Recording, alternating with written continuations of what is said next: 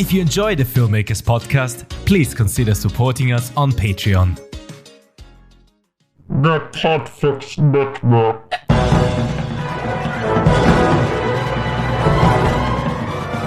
Hello and welcome to episode 285 of the Filmmakers Podcast. This is a podcast where we talk filmmaking from indie film to studio films and everything in between. How to get them made, how to make them, and how to try not to F it up. In our very, very humble opinions. Welcome to the show. I am Giles Alderson. Hello, I'm Matthew Butler-Hart. And I'm Tori Hart.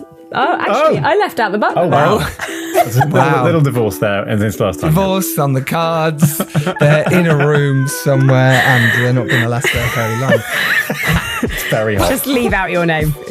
Yeah, it's very hot. It's very hot. This week's episode is with the fantastic director Dan Mirvish, whose film 18 and a Half is coming out in the UK now. It's come out in America and it's been amazing. Yeah, it's brilliant. It's had the theatrical releases kept getting bigger and bigger, and each week there are more people asking for it, which is great. It's great. That's amazing for an indie film, especially in America. It's such a big nut to crack. So well done, Dan. Yeah, he works so hard at it, so hard at getting it out there. Yeah, he travels around and he gets sort of fake protesters, because it's all about Nixon and stuff, to kind of hold up banners and stuff. Which is when we saw him in Manchester Film Festival. He had the same thing. He brought people over just to hold up banners and things. But it's such an important part of it, isn't it? Like promoting your own film as indie filmmakers, you have to put the work in. Oh god, yeah, and he works bum off. Yeah, so hard. So hard. Should we list some of his other credits that he has done over his time? I mean, he's been working in this industry for a long time. He was a writer on The Peacekeeper. He was director and writer on Stamp and Deliver in 1998. He wrote Threat and Exposure. He starred as Sketchy Guy in Open House, which was also a camera operator, director and producer of, which is fantastic. He was the rabbi in My Big Fat Independent Movie, Half Empty, cinematographer, producer and writer. Between Us, he was a director and writer. And he did a song, I think, on it as well. Did a little bit of music for it. He did. As Matt alluded to a second ago, one of his latest features, Bernard and Huey, he was the director, additional editor and producer. And obviously his latest film, 18 and a Half, he was one of the radio announcers on it. He directed it, he edited it, he produced it, he wrote it, and he was one of the songwriters on it. Oh, he's one of the songwriters as well. Yes, of course. He's a very talented man. Very talented man. Very busy man. Very busy man. I think he did a lot of the cooking as well. Yeah, absolutely, probably did. This is the kind of guy who is perfect for this podcast because he does everything. He gets out there and does it. What do you think our listeners will take away from this week's episode, from what we chatted about? I think he's such sort of an ingenious filmmaker, as in how he puts things together. Like, he's consistently over years and years and years found different ways, like constantly sort of shifting to put things together.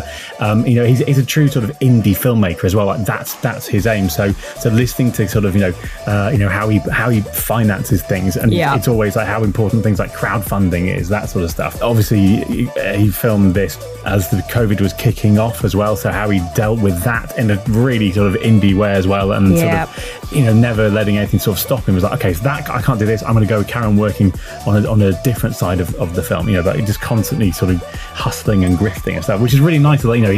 He's a proper dedicated indie filmmaker. That's the world he wants to. Did you say grifting? Do I mean grifting? I think I meant grifting. Yeah. It's like a grifter, hustler, like a grifter.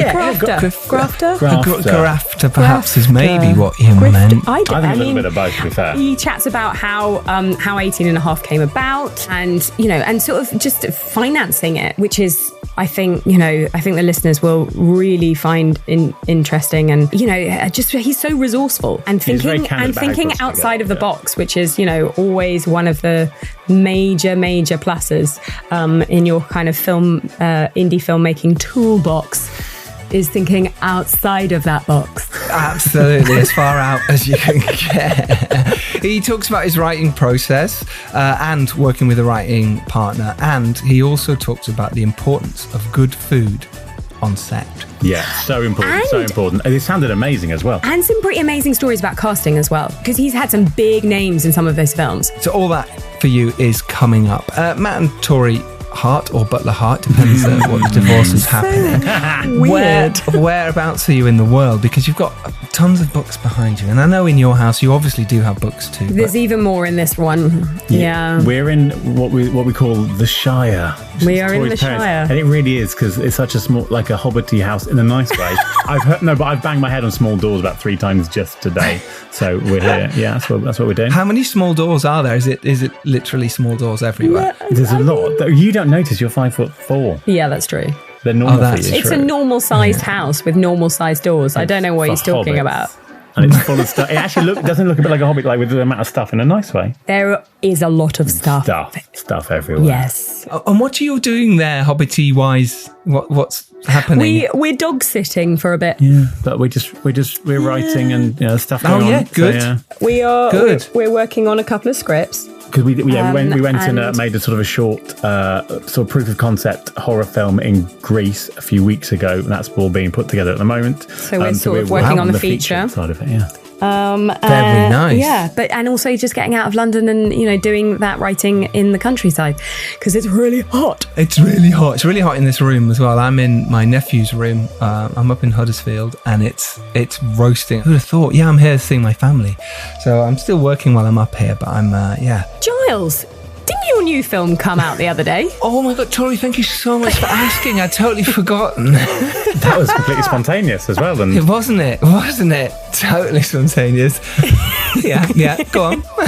Did you have a film that came out the other day? On Showtime, wasn't it? In America? Yeah, it was on Showtime. This is very exciting. Can you tell us a bit more about this, please? Yes, I can. It's a thriller based on a best-selling novel by Samantha Lee Howe, and it came out on Showtime. It stars Samantha Bond, Emily Berrington, Ben Lloyd-Hughes, Bart Edwards, Andy Osho. The list goes on. And can you tell us what it's called, please? Oh, yeah. It is called The Stranger in Our Bed. Our audience have probably not heard of this. I've obviously never mentioned it in the show at all. Exactly. No. Yeah, it's out. It's out on Showtime. It'll be out in the UK on the 5th of September. Amazing. Amazing. And do you know what? I'm over the moon, though, by the response it's had. You never know when you put a film out of what you get, but people have been amazing on socials, just posting how much they really enjoyed the film, and that's really, really cool. The trailer looks fantastic. It looks yeah. brilliant. Thank you. Seriously impressive. And thank you, Matt and Tori, for bringing it up. Obviously, if you are in the US, do watch and support and let me know what you think. It's on Showtime now. So if you've got Showtime,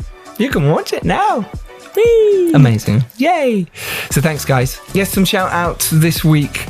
Pretty much it's one, really. There's a few, but at the moment it's just one. It is Q Script. It is the new service for screenwriters that is starting. We're collaborating with them. They're also sponsoring the podcast. Do check it out. qscripts.com. What do Q Scripts do, John? Oh, well, good. Thank you for asking, Matt. They offer script analysis services, providing detailed, constructive and professional reports on shorts, features and TV scripts. Fantastic. Sounds great. Yeah. Absolutely. It's 3 months membership is free, only for a limited time. What? Yeah, I know. So join now and you'll get all the benefits. There's going to be monthly webinars, Q&A sessions with industry professionals. I'm sure Matt and Tori might get asked, maybe separately again if, you're married. We'll see how it all goes. Exactly. We'll see how it goes in the Shire. But there's going to be a free entry into the monthly prize draw with a chance to win a free detailed script report. So it's worth signing up just for that. So screenwriters, filmmakers, sign up now.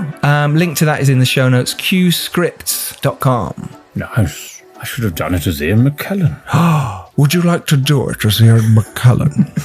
qscripts.com. Thanks, Ian. Thanks for joining us. Yeah, I once actually, because I was looking after Ian's house, I phoned up Sky because it all went wrong, and I had to pretend to be Ian McKellen on the phone. To say my Sky wasn't working. My Sky has gone down. This is Ian McKellen. And he was like, okay, what's the title? Well, sir.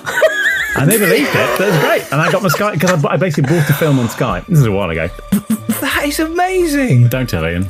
Well, he'll be listening. He'll know. He does listen. Yeah. He's an avid listener. Yeah, to be fair, I love that. You could have done all sorts, couldn't you? What else could you get pretending to be Sir Ian McKellen? I mean, you could get maybe bigger doors, because he was taller. Bigger doors. I need bigger doors. Well, listen, we could talk all day and have fun and chats, but I think we're all sweating like absolute legends right now. So sit back, relax, right? And enjoy this fantastic episode with the rather lovely Dan Mirvish. Enjoy.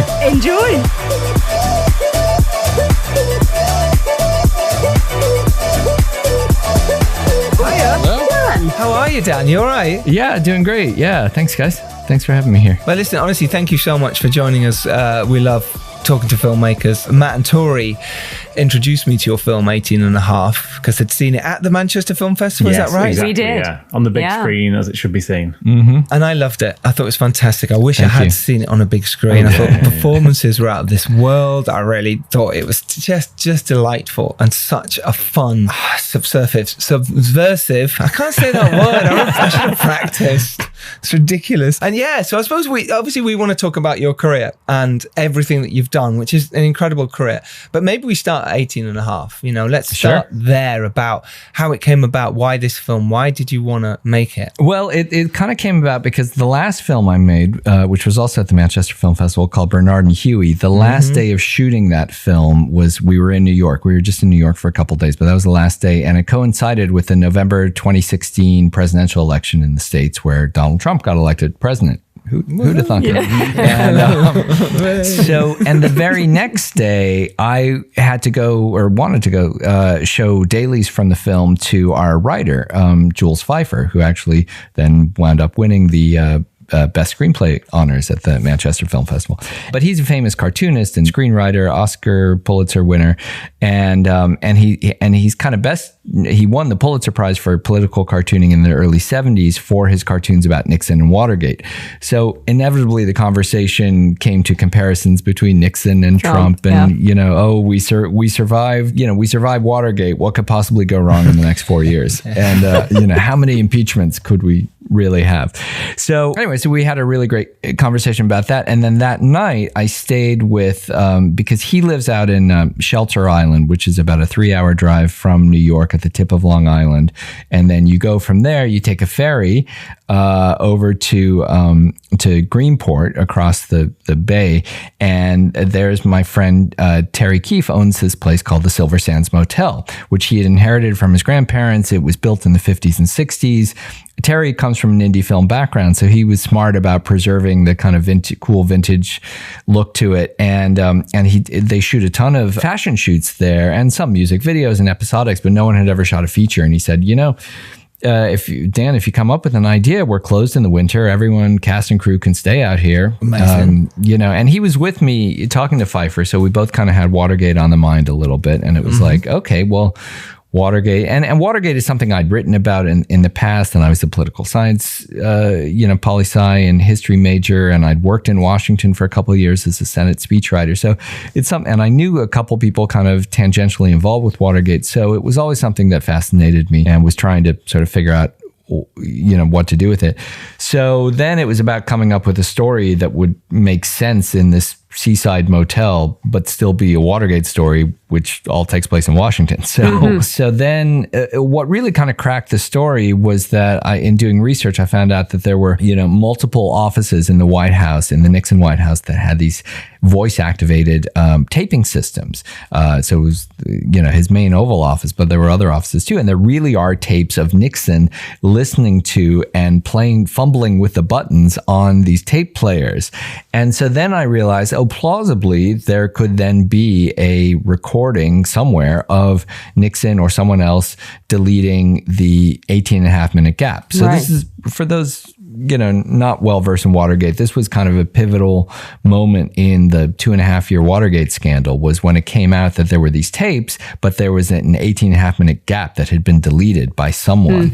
And Nixon tried to blame his secretary, and she did this really awkward demonstration, which nobody believed that she could have accidentally erased it. It was clearly intentionally deleted. And that was really the turning point in the scandal, where it went from just kind of a long simmering scandal scandal to, okay, this guy's going to get impeached if he doesn't resign. So anyway, so as a story then, and I started working with a writing friend, Daniel Moya, who then later became producing partner.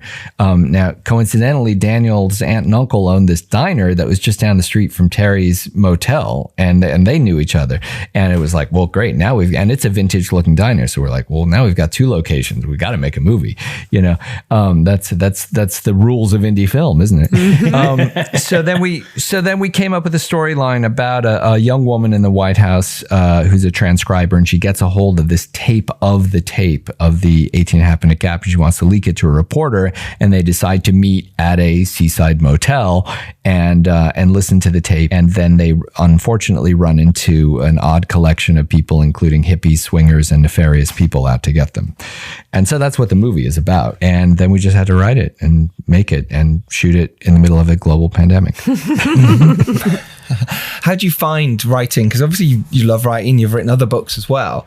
But how do you find that? Like you say, you came up with the idea, or the idea came to you, and suddenly locations come to you, and you're exactly right. If filmmakers have locations, shoot in them, especially if they're good ones. How do you find the writing process then of that? Because especially with 18.5, you've got to research that quite a lot. This can't be, even though it's a kind of fable made up a little bit, you've still got to have facts and information in there and get the right wording. Well, on this one, it was, it was great because I had a writing partner. I mean, Daniel gets the screenplay credit, and we split the story credit. So, which basically meant that I was busy traipsing around the globe, going to film festivals with the last film, while he was stuck at home writing a script. Perfect. Sounds great. Yeah, no, it worked out fine. But there was a lot of exchanging, and he's more or less based in New York, so there was a lot of sending drafts back and forth. And while I knew a fair bit about Watergate, he didn't. He was like 25 when we were working on this. I think he's aged a lot. He's about 45 now, but that's filmmaking for you. Yeah, it'll do it. So it was an interesting balance, because he really didn't. He had to do original research, but also he could kind of check me when I said, "Oh, everyone's going to know who this person is," and he's like, "No, nobody's going to know who this person is." And likewise, he would kind of over-explain something, and I would go, "No, then there's going to be a whole group of the audience that." That's too much exposition for them. So it was a really nice balance. And I think now the film, it pays off because people who know Watergate get it, but people who don't know Watergate it's accessible for them too. So really in this case, my approach to this being historical fiction was, if you by comparison, you look at what Tarantino does, with his films, and I'm sure there's some academic description of what this is, but where by the end of his films, whether it's Once Upon a Time in Hollywood or the World War II one, history is completely rewritten. Hitler gets killed, or Manson does something else, and there's a perfectly great way of doing it. But there's another way of doing historical fiction, which is that you create this kind of fictional loop in the middle of it. You've got this historical timeline, you create this fictional loop with fictional characters dealing with the real characters, but by the end of the story, the timeline hasn't changed. We are back in our own history. So it's kind of more speculative historical fiction. And it plays out pretty much in real time almost as well. So it's sort of, that's what I love about the excitement of it. There's all this stuff going on around it, and they're all talking about Watergate, and there's this little tiny little world that you've created in the middle of all this. And because it plays out in real time, it just sort of feels, I don't know, so there's like a real urgency about it. It's absolutely. Lovely, yeah. Well, thanks. And I think that's kind of the fun of doing, to give an indie film resonance, because as an indie film, you're going to have, a handful of people in a secluded location. That's kind of, you're not going to have thousands of extras or anything like that. So, but what can you do to kind of place it into a bigger world? Exactly. Of real, import and the fate of the world is at stake. And so that's kind of the interesting trick there. Yeah. So for me, a lot of it, of kind of getting back to the screenplay question, is kind of working backwards. And like, okay, we know the beginning and we know the end. At the end, if we're resetting history, this has to, things have to happen without spoiling the end of the film. And so then it's about sort of constructing the characters and the plot that would make that all, work. York, and then running drafts by a few friends and just going back and forth between us as writers. But it took a while. It took a year and a half or 2 years to get the script. Yeah, to a place where you were happy. Was there a point when, and I suppose we all go through this, where you thought, is this working? Do we go in a different direction? Yeah, talk us through how you felt then, because it's always really difficult, isn't it, when you've worked hard on something and it's just you get feedback and you go, oh my God, we've got to dive in and rip it all apart again. It's really difficult. Well, I think the interesting thing that we did and is that, I sort of laid out kind of the general story beats and then handed it off to Daniel while I went off traipsing around the globe. And he came back with like a whole 30-page first act, backstory kind of thing. And I was, as opposed to just jumping right into the our locations. And I was like, well, this is great, but it's not the movie we're making. But it's not wasted effort either, because by going through that exercise, you've now established a lot of things about the character that you can then refer to later and make assumptions about and explain things later. But in terms of the final version of the movie, we're jumping right in to page 31, essentially. So it's so it was a good. It was a good exercise. I'm glad we did it that way, because it then gave us that basis to, for the character and a lot, and the other characters. But I was like, okay, well, that was great, but now let's actually write the script. With regards to timing, so you had the script. And then, did you get to start filming before the pandemic hit, or was it sort of like coincide and you went, actually, this is kind of going to work well. We can use that to our advantage. I mean, if anyone did. No, we started shooting March 3rd, 2020, right? And what could possibly go wrong in March of 2020? So. We were already starting to hear about, China and Italy and things like that. But we thought, okay, well, by the time it hits the States, we will have just wrapped. Well, as it turned out, things really accelerated fast in March of 2020. And so we got we got to day 10 and the Directors Guild, the DGA, I have their mug here. Good mug. Yeah, no, they make good mugs. They came out to visit the set from New York, and we were, super isolated, 3 hours from New York, 20-minute walk from the closest town. So we were as close to being in a quarantine bubble as one could have wanted.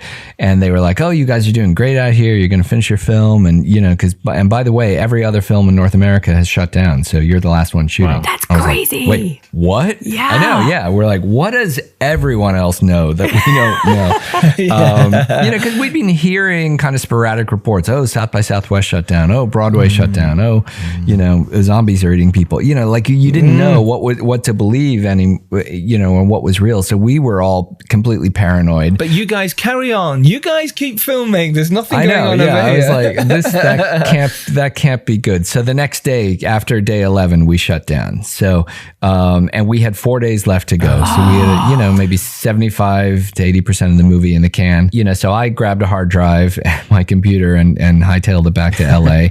But most of the cast and crew were New York based, and actually a third of our crew, and it was a small crew, and it was like 22 people or something, but about 7 or 8 of them decided to just stay at the Silver Sands Motel. Oh, wow. Terry said, no one else is staying here, so why don't you guys stay here? And they didn't want, and these were like the single Brooklyn people. They didn't have families or kids to go back to, so they all and they were afraid to go back to New York City. So they're like, well, we're just staying here. So they stayed for over 2 months. Oh my gosh. And actually my cinematographer is one of them. She stayed for 6 months. She just never left. Oh, wow. I mean, it's a beautiful place, to be fair. Well, exactly. Yeah. Yeah. And we couldn't return the camera because all the camera places had shut down. So they're like, well, we got a camera.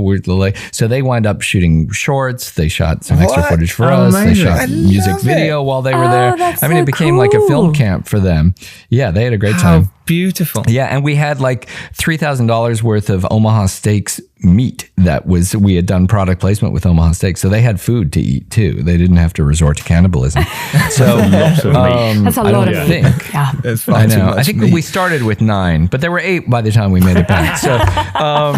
So then meanwhile, I was back in LA editing the film and working with my composer, who's one of my neighbors. And so, because musicians were just sitting at home with nothing to do. So I was like, well, let's start working on the music, you know? Having that time to sit back, even though you probably thought, are we ever going to get to film again? The months went on, but having that time for you to sit with those, was it 10 days you had already shot, to sort of go, oh, I can put this together. Was that kind of really nice? Because if you'd finished it, you'd be like, oh gosh, now I haven't got a chance to pick stuff up. Whereas you knew you were going back to do 4 more days, so you could do the other bits of pickups. Talk us through that. Yeah, that was, no, I mean, that's exactly right. And if you think about it, that's what big budget Hollywood films do all the time. They shoot the film and then they go back and do reshoots. And it makes sense. Indie film, it's really hard to do that because you've got your set budget and you go, we've got whatever amount of days, 10, 15, 20 to shoot this thing. You never think about going, oh, hang on, let's have 2 days, at least 2, and put it into our budget. We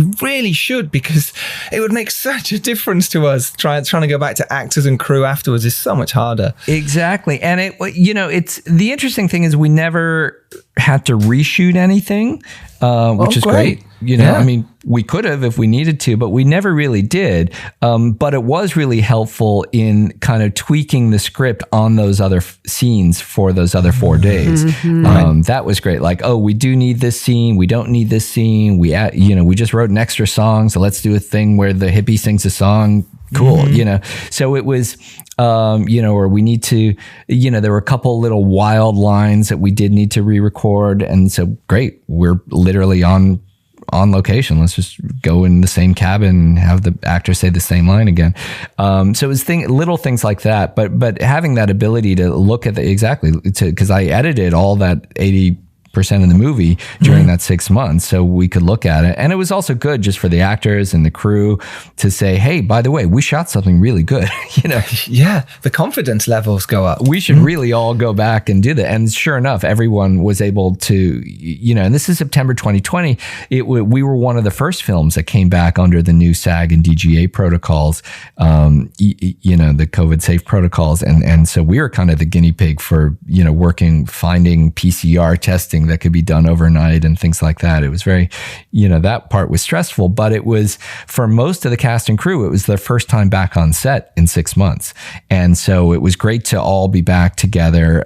I was the only one that, there had been a couple other LA people in the first part of the shoot. And the problem was in September 2020, New York had a rule that if you were from California, you had to quarantine for 2 weeks. So I was the only one that came back from the LA crew.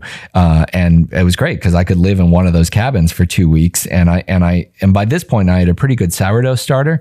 So I smuggled it with me back into New York and I started baking sourdough for the cast and crew every day. The smell of that every morning must have been amazing. Do you think food, we hardly ever talk about this, but food on set is really important for morale, having decent food. Yeah, absolutely. I agree. But it's something we never discussed on this podcast ever. It's really, we just said have good catering, but actually it's really important to make sure everyone's happy and the catering is good. Yeah. And then, things, and it's not just the catering of the meals, but it's also things like I had my, she was then 12-year-old daughter send Girl Scout cookies to the set. And my mom baked cookies and mailed those from Omaha. So, and then, baking these cinnamon buns and, things like that, it makes a huge difference for morale. And then having these Omaha steaks available, like to have these massive barbecues, even the vegetarians, I think, ate it. So after 6 months of being out there. Yeah. Really? Oh yeah. No, they were starving. So yeah, it was, and then we had a wine product placement sponsor that was a local winery out there. Perfect. There you go. All the actors had wine and they were like, all right, this is really nice. But a lot of that lended, because we didn't have any time for rehearsals, in the first part of the shoot or even the second part of the shoot. But by living all together, in this great little motel and drinking wine after, we wrapped, like it really lent this great chemistry to all the actors. They really, could gel together as a team. Yeah, chemistry is fantastic with all these actors. Absolutely. Well, because I sort of assumed that you'd rehearse because in the nicest possible way, because like there's all these there's so much dialogue, there's such lots of long scenes, and the way you've, I read into it, but it feels like a 70s film as well, in the best possible way, because I love 70s films. But you have those long lingering shots with, I love that scene when they're just in the alleyway and they're just chatting and just slowly pushing in. It sort of makes me sort of think about things like the conversation and things like that. And, and I suppose I'm just used to kind of these days, with actors, with scenes, everything is chopped up so much, but to have these scenes that play out almost in real time, it's just sort of, it's really refreshing to watch. I love that stuff. So I just assumed you'd spent time with the cast and rehearse and things, but I mean, there's amazing cast. Yeah, more like a play kind of thing. Yeah, exactly. Well, that was kind of how they looked at it, and they were all New York based, so all of them had done theater, Broadway and off Broadway, so they were all really accustomed to memorizing long scenes, which is the first step, to doing those kinds of scenes is can they just, and some actors can memorize well and others not so well, or, whatever. So, but yeah, especially Willa Fitzgerald and John Magaro, our two leads, were just great together. And we didn't have any like formal rehearsal time, but I think they worked on scenes, together at night, and they also shared a ride. And my partner Daniel was also the driver, so he would drive them from New York for 3 hours so they could talk about the scenes and the characters and things like that. So that was really useful, but they were just both amazing. I mean, that whole diner scene, which is kind of the first big scene in the movie, we shot that on our first day of production. Like, the rule is always shoot something easy. Yes, we didn't. We shot a 15-page scene, on our first day, which is not easy to do, but they just pulled it off amazingly. Did you know them beforehand, your cast? Did you know that they were connected, to have any relationships before, in terms of worked on anything before, plays or anything? Because as Matt said, it felt like you'd had load of time to rehearse like a play, and maybe you didn't at all, and you just got lucky. I don't know. Is it just good casting? Yeah, well, I'd like to think it's good casting, but it's a lot of luck too that we found these two great actors, and they didn't know each other before. We had one day in New York, like 2 days before the shoot, where we did like a costume session with our costumer, where we all kind of met really for the first time, and that was good, just to kind of, and they realized that they knew a lot of the same people in the New York theater acting scene, so they had a lot of kind of similar reference points. But yeah, I mean, Willa, she was the very first actor I had met with, 6 months earlier or something. I was in New York, and an agent who had helped me on my last film, a talent agent, he's like, "Oh, you got to meet this great actress I've got, and there's no commitment. You don't have to make her an offer." And Daniel and I met with her, and she was great. And we kind of like kept thinking about her for months while we talked to other actors. And then kind of in the last week or so, we came back to her, and she was still available, because it was a strange time, because it was pilot season. No way. There was one actress who was getting married. She couldn't do it. The beginnings of the pandemic was starting to make people nervous about coming from LA to New York. And so actually the woman who was going to play Lena, she dropped out like a week before. So that was an even bigger crunch. So we shot for a week with Willa and John, and we still hadn't cast our Lena and Samuel, the older couple in the movie. And we were like, we don't know who the actors are next week. And they were like, really? And I was like, well, let's at least make it through this week. So we're panicking, of course, behind the scenes and trying to find people. And literally with 36 hours before shooting, we nailed down Kathy Curtin and Vondi Curtis Hall. And so they showed up. And so those scenes where our... around the table. Yeah. Those were really the reactions of Willa and John, as much as their own characters. Like, oh my God, who are these crazy people that we just got stuck in a room with? Amazing. There's such good reactions in that between the two of them. That's when you can really see the chemistry, I think, as well, without the text as well. These little shared moments, like, okay, and that was kind of the upside of not having rehearsal for those scenes, is that you get these really kind of fresh reactions. And I was listening to an interview I had done with Vondi when we were shooting it, and he said it was great for the actors too, because they didn't know they knew what was in the page, but those scenes, they didn't know what was going to come out of each other's mouths. So they were all kind of, as actors, like really excited and, on the edge of their feet, because they didn't know what, from one take to the next, what was going to happen exactly. Well, Matt mentioned there about the chemistry between the leads, but also, Vonnie and Catherine there as your characters. Did you do anything specific to create that? Because it's electric. It's really electric. and they really help the ground the film in this, because you want them to succeed, which makes the ending, no spoilers here, but just go, wow, we didn't expect that type thing, because people should watch this film. I'm not going to say any more than that, but did you do anything specific, any games, any kind of way you wanted them to look at each other, the way they interacted? Because it is electric. The chemistry is, there's no question about it. You want something to happen here. No, I mean, it was literally throwing them all in, Amazing. Without having met each other before, pretty much. There you go. Good luck. I hope this works. We had like the night before with Kathy and Vondi together and me talking and kind of going through their backstory. But it was interesting. Kathy showed up and she had just shot Werewolves Within and literally drove from their set to our set without even reading our script, I think. She's like, these guys, indie filmmakers, they need someone. I'll rescue them, and showed up. And then she's like, oh, by the way, I can't do a French accent. I was like, what? What do you mean you can't do it? Everyone can do a French. She's like, no, I can do a German accent. I can do. And so we kind of tweaked the script and made her a little bit more pan-European in the script, which, it's interesting now looking at like... adds to where is she from? Who is she real? Is she not? Yeah, right? The mystery. Things slightly make sense further on we go as well, without any kind of spoilers. You're like, we kind of made that work, but but it was also just a lot of talk about how, even though this is a film set in the 70s, that part of the story is really about a World War II generation, and where they had met. You mentioned they're getting cast sort of last minute in some cases. Did that affect your finance in terms of who you needed to cast? Obviously, it's too late now. So I'm thinking, all right, so that means maybe you didn't need cast in place for finance. I don't know. Maybe talk to us a little bit about that and how that happened and how it affected everything. Right. So, I mean, this kind of goes to how I've done most of my films, which is I start with crowdfunding. And the nice thing about crowdfunding is that it's cast agnostic financing. Like you don't have to have Tom Cruise to pre-sell territories or, things like that every foreign sales company will say. We didn't have a foreign sales company at all. So, but when you do crowdfunding and it's, I if anything, I try to raise, 10 to 15% of the budget, not the whole budget. It's Kickstarter, not Kick Finisher, or in this case, seed and spark, not tree and fire, so. Great.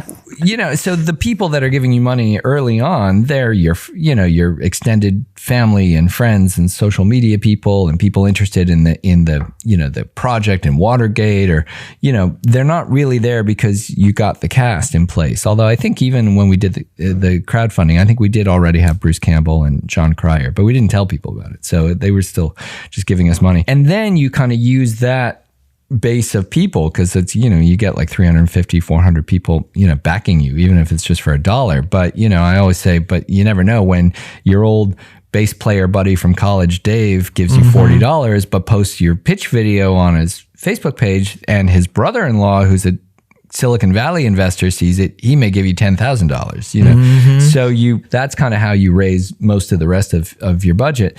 And so, so people that were giving us money, they knew we had, and that was kind of the nice thing about the voice cast, is we had Bruce and John early on, like, because it was so easy for them to commit. They're like, a couple hours of voice work sometime. Sometime, maybe, never, in the amorphous future. I'll put me down for that. Why not? But those are two of our biggest kind of, quote unquote names. So that was enough to get enough money to start the process. And we figured, worst case scenario, we'd shoot for a week, stop, recast, come back. We didn't realize there'd be a pandemic, but I was really influenced and kind of mentored a little by Robert Altman, he always, and one of his grandson Dana is one of my producing partners still. So one of the things he told us is, set a start date, tell everyone the train's leaving the station, either they're on or they're off. And if we hadn't really stuck to that start date, we potentially never would have shot the movie at all to this day, because 11 days later, there's no way you could have started a movie, even a week in. So, and so that's kind of been a great mantra to live by. And, and the nice thing is that it doesn't always work out this way, but, actors are so motivated by, people think by money, but it's really more about availability and insecurity. Like if actors hate to not do anything, they want to be acting, and so if they don't have anything booked in the next week or 2 weeks, they're calling their agents, they're freaking out. Like, why don't you have anything for me? And agents who are normally motivated by money, their other motivation is anxiety that their clients are going to drop them because they didn't get them enough work. So they're like, all right, fine. Take this indie film, it's shooting next week. That's go. Interesting. Leave me alone for a while. And that was, and you can get some really amazing people that way. And I've had experience with that on I did this film called Between Us that was an off-Broadway play adaptation, and we were 2 weeks away from shooting. Julia Stiles starring, yeah. Well, and so we didn't have our lead actress, and I get a call from Julia Stiles' agent saying, "Oh, what do you think of Julia Stiles?" Because they're agents and stuff like that. They all do. And I go, "Well, she's great, but I thought that she was booked out in a Broadway, she's been rehearsing a Broadway play for 6 weeks and she's booked out for the next 6 months." And he goes, no, the financing for the play fell through 2 hours ago. She's completely distraught. We don't know what to do with her. She's freaking out. The next Bourne movie doesn't shoot for another 8 months. I was like, all right, we'll send her the script. And 24 hours later, she read it. She said, I'm in. And 2 weeks later, she's in my kitchen rehearsing. So the trick is to find actors at their most vulnerable emotional moment. You swoop in, Just keep going around and say, are they crying yet? Right, put the script through the post box now. Yeah. With jumping back to the crowdfunder a little bit, just because it'd be fascinating for our listeners. They're probably all going, but how much did you raise and how did you do it? Give us a ballpark-ish for some of the projects you've done. How much you ask for? Is there any specific tips that work for you? I think on this one, they asked, the goal was 10,000, and I think we wound up getting, closer to 20. Okay. The other trick or one trick is I also work with a nonprofit group, in my case, the Film Collaborative, which is and I don't know if this works in England. I'm sure it's completely different, all the rules for everything. But what's nice about it is it basically gives you can kind of treat it a little bit like a Patreon page. So you have your 1 month campaign, whether it's Kickstarter or Seed and Spark, doesn't really matter. And then inevitably, like in that last day, you get all these people, say, oh, I just missed the deadline by 5 minutes. Sorry, I was going to give you money, but I guess I can't. And you're like, no. Here's this other link you go to, and you can still keep giving me money. Really? That's the reaction. So it's like, son of a bitch, I guess I got to give money now, So that's one trick, is to always give people another way to give you money, even after the campaign. I don't know. I mean, we did, I'll tell you the most fun perk that we did, which is a little hard to describe on a podcast, but we did there's a famous photo of Nixon and Elvis in the White House. And what we did is, for anyone who gave us like $25, we photoshopped their face into Elvis's face, but we still gave them like the sideburns and the whole Elvis thing. And so they had this fun, and then we would send it back as this fun picture of them as Elvis shaking hands with Nixon. And it was great because then it was the kind of thing that they would then post on Instagram and Facebook and Twitter. And so that is one trick, is to get the people that just gave you money to then keep, spreading the word about it. The engagement. Yeah. And actually say, look what I got. This is cool. Look at me. Ha ha ha. And I think that's brilliant. Yeah. Actually very good. It was a free thing for us to do. It didn't cost any money. We didn't have to mail anything, so that was key. That's a good tip. Interesting. I thought it would be higher than that. So you mentioned there that would be enough to get you to maybe start filming, but obviously there's other money within that. Well, yeah, exactly. So what it does though, is it gives you enough confidence. So, I think by the end of the campaign, it was something like $27,000, like total with the different places people could give us money. But that's enough to be able to say with a straight face, okay, we have our start date. It's March 3rd in our case, because everyone knows you can make a movie with an iPhone for $27,000. Doesn't mean you should. It doesn't mean you will. You're going to keep raising money. But, if you're talking to actors and agents and casting directors, because that's enough money to hire a lawyer, to hire a casting director, to do those initial things to get the ball rolling, the kind of the boring things, set up your business, the bank account, things like that. But it's enough money to really kind of with confidence say, yep, March 3rd, we're making a movie. train's leaving the station, you in or you out, and you're going to keep raising money. Now, of course, even by the time we get to, day one, March 3rd, like we had no money in there for post-production at all. That was always assumed that we would keep raising money even after we shot. Like, anyone who says, oh, you got to raise all your budget, including post-production and your extra 10%, like, what, are you kidding me? I don't even think that happens on studio films. So no, because the reality is, and I certainly proved it in this case, is that if worst case scenario, you can edit the movie yourself for free on a laptop. Like, and guess what? I did, so, that wasn't the original plan, but it worked out that way. But that doesn't frighten you in any way. That doesn't make you go, oh my gosh, what happens if I get to the end and I don't have enough money or not enough money to pay people? Is that ever cross your mind? Or? Oh yeah. No, I definitely make sure that we have enough to pay people sort of as we're going. That's important. I've made other films where we haven't paid people and they get very angry. So, or it's not so much angry. Like if you're straightforward with them and like, you may get a great student crew, or great interns, but then you don't have a professional crew. So it's there's different ways to do it.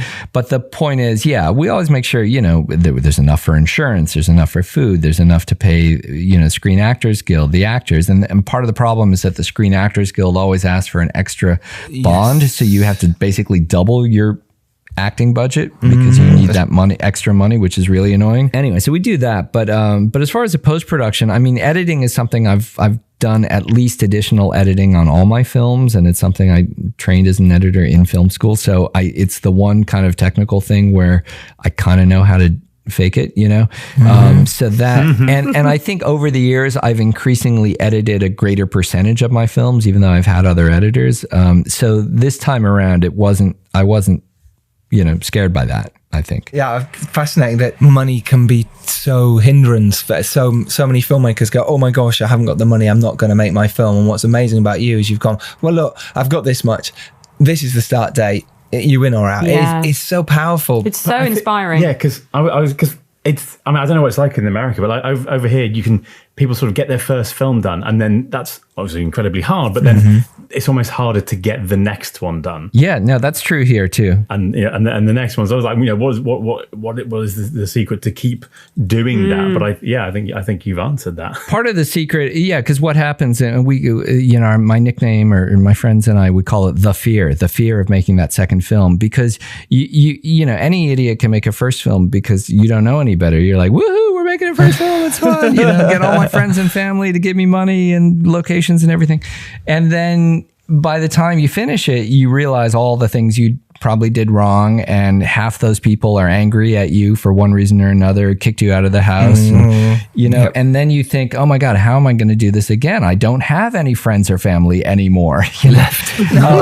So that's where going to film festivals really helps, because that's the one time you get to meet new friends and family, and so you need to reacquire a social network or family network or girlfriend or boyfriend or whatever you happen to need.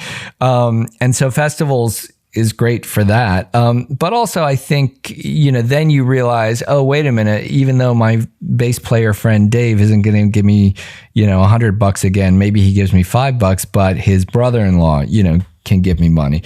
And you have to think creatively about, well, maybe I do have a bigger network of people than I thought I did before. But also I think a lot of people get caught up, myself included. I mean, it took me 7 years between my first film and my second film, or maybe longer, because I thought I was going to make a much bigger sophomore film with a bigger budget. And then that one fell through 5 days before shooting. And then 3 years later, we were going to do it again. And then 9/11 happened.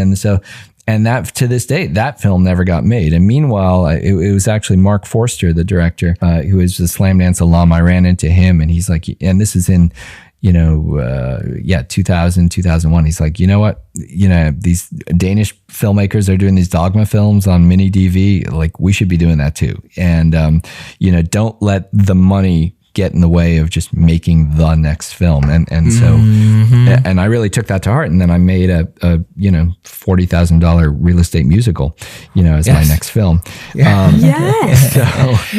Did we read this right? That then you convinced the Oscars to to bring back reinstate a category. Well, is this right? We tried. Yeah, it's close. So what happened was we'd made this real estate musical called Open House, and it had Anthony Rapp in it. Yeah. From Rent, and Sally Kellerman, who was an Oscar nominee from MASH, and some really amazing people. That's the trick, because if you make a musical actor, you can get amazing actors. And that was literally one of the reasons we made a musical, is just to get a higher level cast.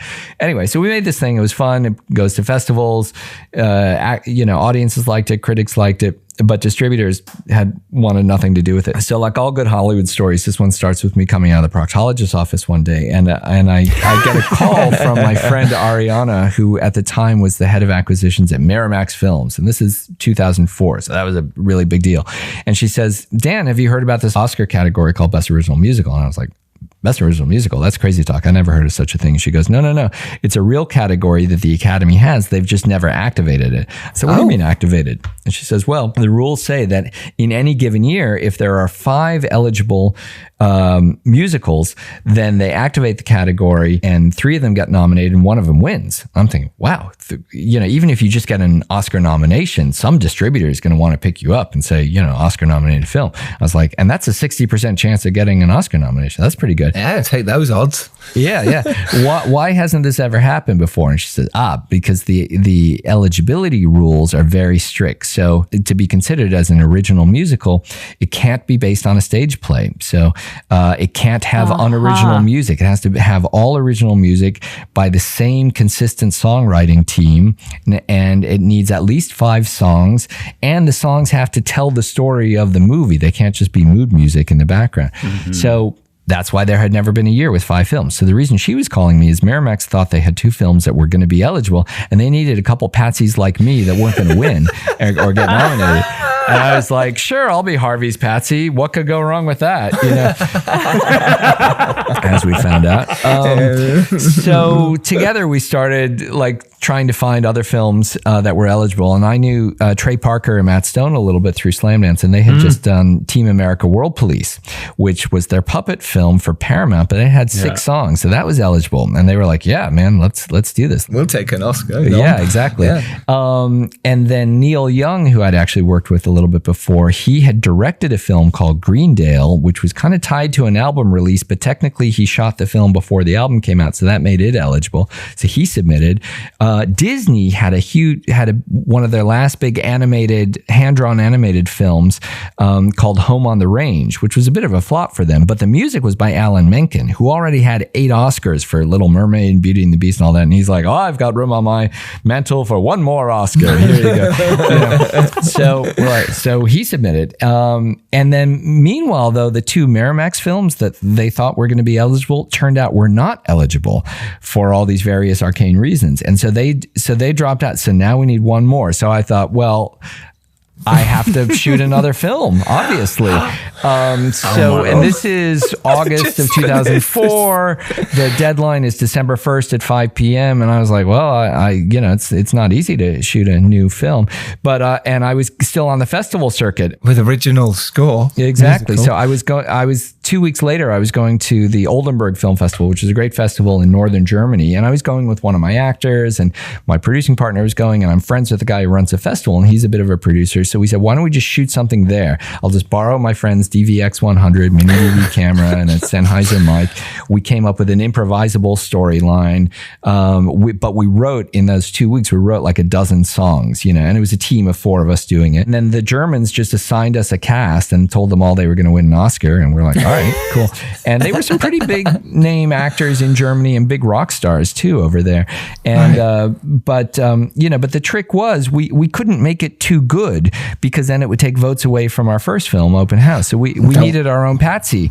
So, we had 9 days to make a bad German musical. So it was like a real life version of The Producers. I was just about to say that. Yep. Oh, good.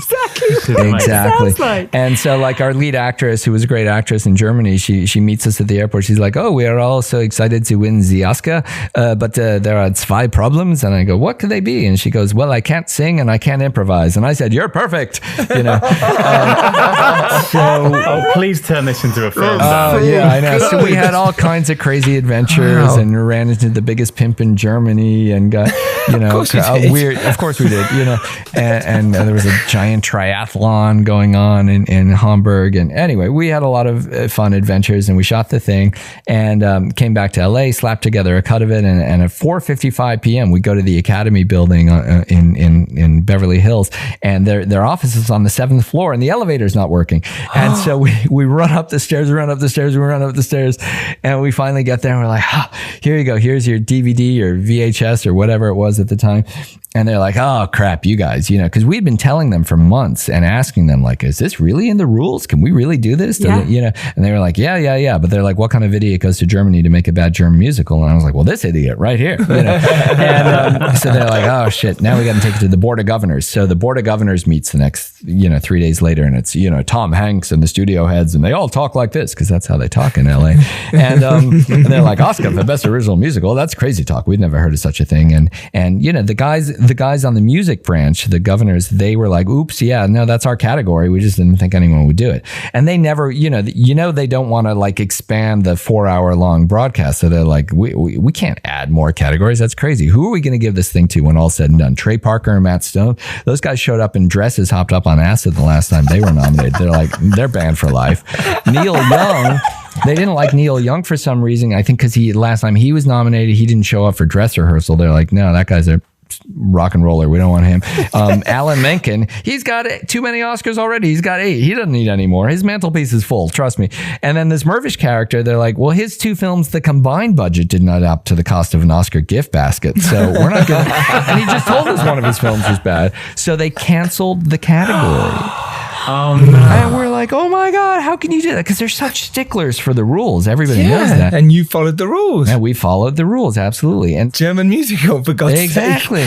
And they were, and they're like, well, what are you going to do about it, kid? And I was like, well, I'm going to take umbrage because really, what else can you take? And so we got a lot of press. So we got in Variety, Hollywood Reporter, LA Times, Reuters picked up the story, ran all over the world.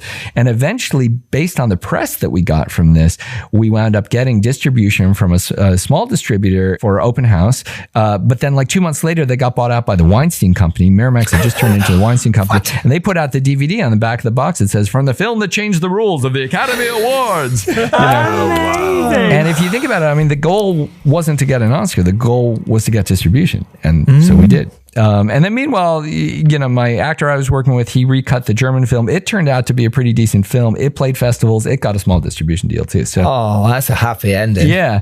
Now, the one kind of postscript to this is that the next year, they literally rewrote the rules. They added what I call the Mirvish clause that says, well, we have the right to activate this category if we so choose to activate the category. But otherwise, it's basically the same rules.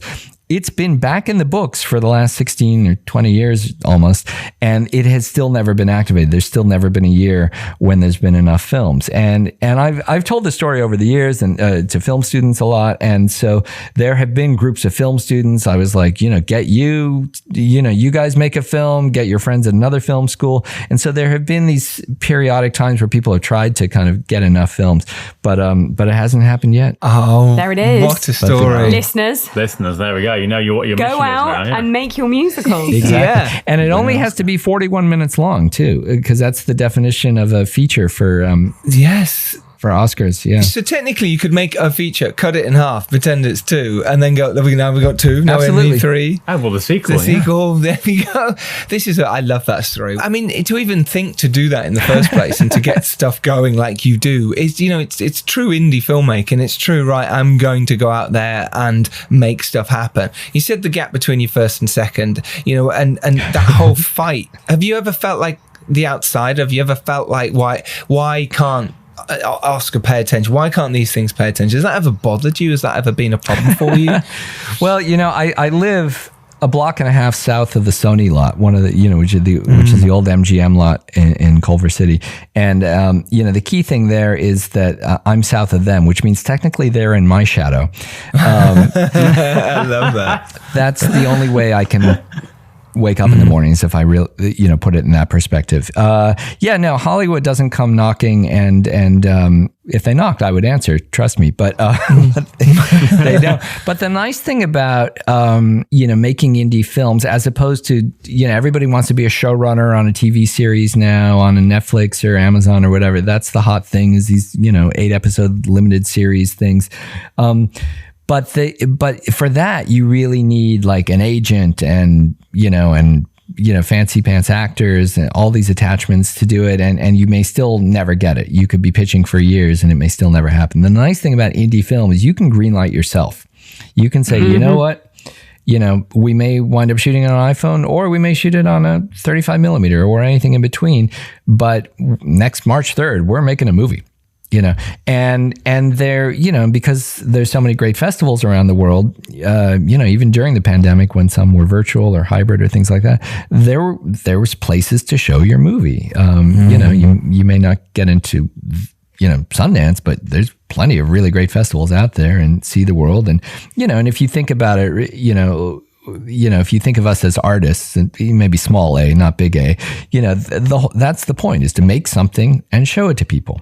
That's it. The goal isn't to make money. The goal isn't to, for some people it is, obviously, but, you need to make some sort of a living. But, the goal is to make some sort of art or something, or a movie, and movies only exist, they're like the tree in the forest. If nobody sees them, do they really exist? So, but a festival audience is usually bigger than a real theatrical release audience for indie films anyway. So I think that's why I love going to festivals. That's incredible. Is there a tip, do you think, because you get into a lot of festivals with your films, 18 and a half is 21 so far, it's probably more that you haven't even mentioned in sort of the write-up of it at the moment, but is there a tips to getting to festivals for you? Obviously, you're the co-founder of Slam Dance as well, and it'd be interesting to your connections there. Not that they help, but what works, right? When you're looking at submissions, maybe you could give us a little insight into that and what works for you with your films. Yeah, for me, it's volume. I submit to a lot of festivals. So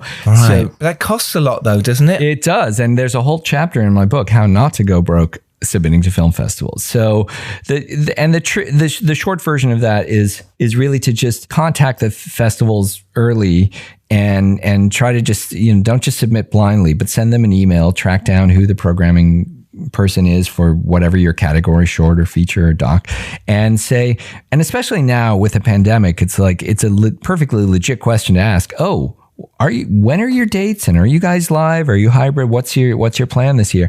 And then say, hey, here's my film.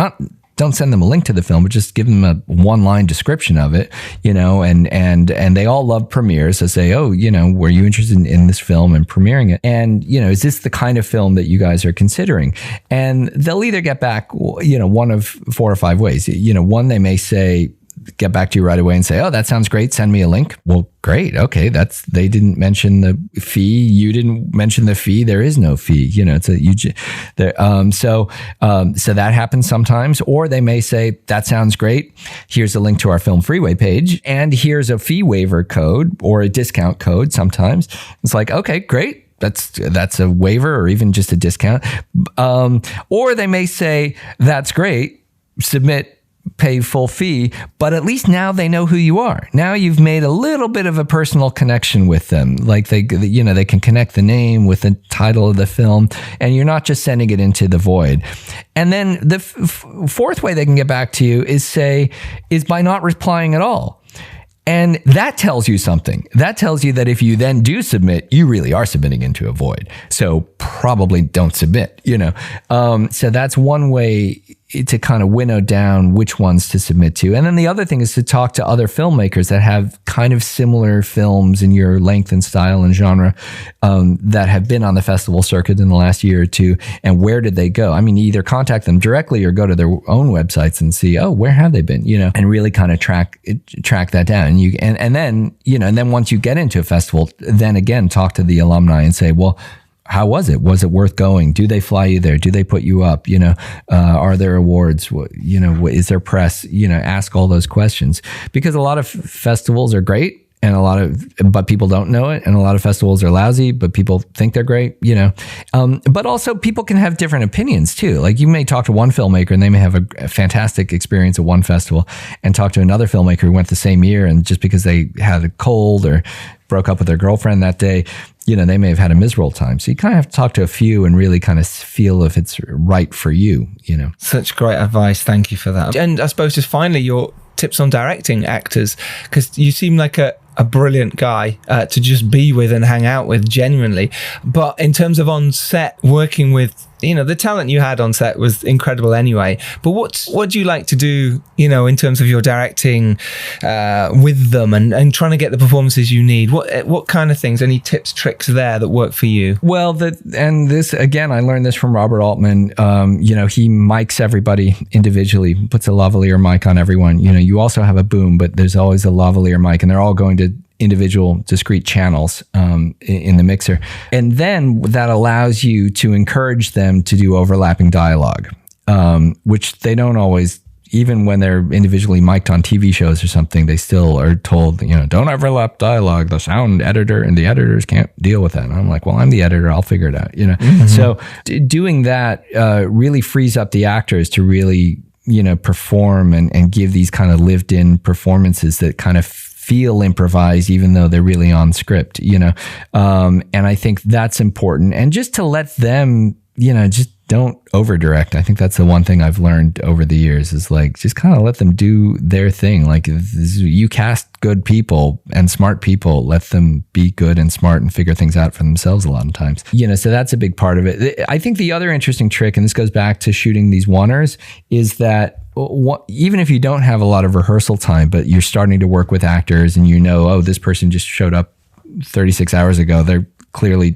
aren't going to have their monologue memorized. Like, that was a big issue. Like, oh my gosh, Kathy just showed up. And I was like, it's okay. Don't worry about it, because your scenes I'm going to shoot in kind of a jump cut style. So you don't have to have it memorized all the way. Whereas I knew that the other scenes with Willa and John, because they had a little bit more time, they could sustain a 5-minute scene or a 3-minute scene, in a oneer. And so part of it is knowing, okay, who do I have to work with in each given scene, and what's that combination of actors, and how is that going to inform my directing and then therefore my editing style. And that's actually, I think, why having an editing background is really good for directing, because then it helps you kind of figure out how you're going to shoot a scene, and then you're not wasting time. Like, yeah, this one's a oneer, this scene's a oneer, but this one isn't. Or this scene's a oneer, but we should still probably shoot a little bit of coverage just in case, because if you think about it, and I got this advice from an advisor when I was in film school. He was like, because second year at USC, you have to pick like a focus or a concentration, not just directing. And he said, what do you want to do? And I said, cinematography, because that's how I talked back then. And, and I go, because that's like the macho, whatever, that was the hot thing to do. And this guy was a cinematographer. And then he says, well, what do you eventually want to do? I said, directing. I want to be a director. And he said, well, then you should know editing. That's really what you should do. Because if you think about it, 95% of the people on set are there to get the image onto the camera, whatever the camera is. So the actors, hair, makeup, wardrobe, lights, camera, gaffers, grips. But who's there from the editing department? It's almost never the editor. So it's really only the director and maybe the script supervisor. If you have a decent, who are there like reminding you, oh, by the way, we should get this pickup shot or this insert shot or this or that, and thinking about how you're going to cut the scene. So that's why sort of knowing a little, having some savvy in editing and then applying that to, okay, how am I going to direct the scene? Because we shot this with one camera, that was intentional. And that's what we did. Brilliant. Absolutely brilliant. 18.5 is available in festivals coming up now. It'll be available in the UK, July the 11th, UK and Ireland. But for now, it is available in festivals. Do check it out. Link to that will be in the show notes because it is on your website. Is that right? Yeah. And then we have a new website for the film itself. So it's 18 and then spelled out and half.com. .com. Yeah, that's it. Great. Yeah. I'll put links to that in the show notes. So please do go have a look. Please check this film out. It's beautiful. And now you've heard Dan speak, you understand how he made it, and you'll love it even more. And do buy his book as well. Link to that will be in the show notes. It's fantastic. And Dan, where can people find you on the socials? Because you're active on there as well. Yeah. At Dan Mirvish, or some of them are at D Mirvish. I can't tell. So Instagram and Twitter and Facebook. And if I can figure out how to get my TikTok working again, maybe even TikTok. But you're really active on the socials. It seems like you never sleep. Whenever I go on, you're sort of on there, sort of, got 18 and a half. It's amazing the amount of work you put into the socials as well. It shows how important it is. Yeah, it really is, because, every person that you annoy today could be someone that gives you money on the next film, in 5 years. Or, on Twitter, I've spent the last 10 years accumulating friends that are film critics. They haven't figured that out, but that's what I've been doing, It's a great tip. And but it's a long game. You've got to really, start while you're in film school, start making friends with all your friends that are going to be doctors and lawyers and accountants, because in 10 years, they're going to be your investors. Love that. What a great way to end. Dan Mirvish, thank you so much for coming on. This has been an absolute joy to listen to you. Well, thank thanks. you. It really has. Yeah, thank you so much. Thank you so much, Dan. So you can go out there and make your indie film. You can do it just as Dan has done. Be inspired and go out there and do it. And if you're lucky enough to rise up and do well, it is your duty to send the elevator back down. We will see you all next Tuesday. As always, Dan Mirvish, thank you so much. All right. Thanks for having me. Thank you. Thank you. Bye-bye. Bye, Matt. Bye, Tori. Bye. Bye.